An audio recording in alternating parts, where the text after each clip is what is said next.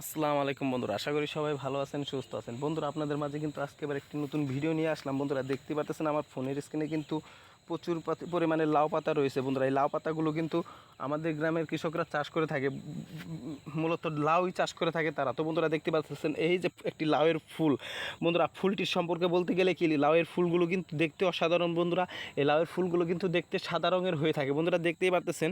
আর এই লাউয়ের ফুলের গোড়া থেকেই কিন্তু বন্ধুরা লাউ হয়। তো বন্ধুরা, আস্তে আস্তে দেখেন এই যে আরও কিন্তু লাউয়ের ফুল রয়েছে, কিন্তু এগুলো কিন্তু ফুটেনি এখনও, বা এটি কিন্তু লাউ গাছের ডোগা হয়ে থাকে। তো বন্ধুরা, ডোগাটি রয়েছে। তো বন্ধুরা, এই লাউ পাতাগুলো কিন্তু আমরা সিদ্ধ করে খেয়ে থাকি, বা ভাজি করে, শাক ভাজি করে খেয়ে থাকি।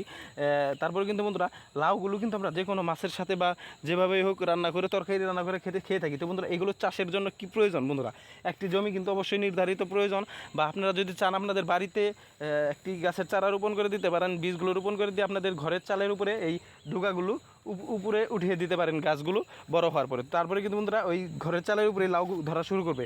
আর যদি কোন জানা আমরা লাউ গাছের একটি বাগান দেবো, তো বন্ধুরা, তাহলে কিন্তু একটি জমি নির্ধারিত করতে হবে। জমিটাতে কিন্তু ট্রাক্টর বা নাঙল দিয়ে হাল চাষ করে নেওয়ার পরে একটি বাঁশের মাছা দিতে হবে। এই দেখেন বন্ধুরা, এই যে বাঁশের মাছাটি মাঝখান দিয়ে কিন্তু সুতা দিয়ে টাঙানো রয়েছে, দেখেন বন্ধুরা।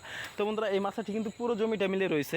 তো এইভাবে একটি মাছা দেওয়ার পরে ওই গাছগুলো কিছুটা হাত গ্যাপ রেখে কয়েক হাত পর পর কয়েকটা করে লাউয়ের বীজগুলো রোপণ করে দেবেন। তারপর বন্ধুরা, লাউয়ের বীজ রোপণ করে দেওয়ার পরে যখন গাছগুলো বড় হবে, এই ডোগাগুলো মাছার উপরে উঠিয়ে দেবেন। তারপরে কিন্তু বন্ধুরা, লাউ গাছগুলো আস্তে আস্তে বড় হবে, ফুল ধরা শুরু করবে। আর এইরকম ছোটো ছোটো লাউ ধরা শুরু করবে। লাউ কিন্তু ছোটো থেকে এই যে দেখেন বন্ধুরা, আরও কিন্তু বড় লাউ রয়েছে, দেখেন এই যে। তো বন্ধুরা, আস্তে আস্তে লাউগুলো বড় হবে। তো বন্ধুরা, আমার এই ভিডিওটি যদি আপনাদের ভালো লেগে থাকে, আমার চ্যানেলটিতে লাইক কমেন্ট শেয়ার করে দেবেন। তার পাশাপাশি আপনাদের বন্ধুদের দেখার সুযোগ করে দেন শেয়ার মাধ্যমে। তো বন্ধুরা, সবাই ভালো থাকেন, সুস্থ থাকেন। আসসালামু আলাইকুম।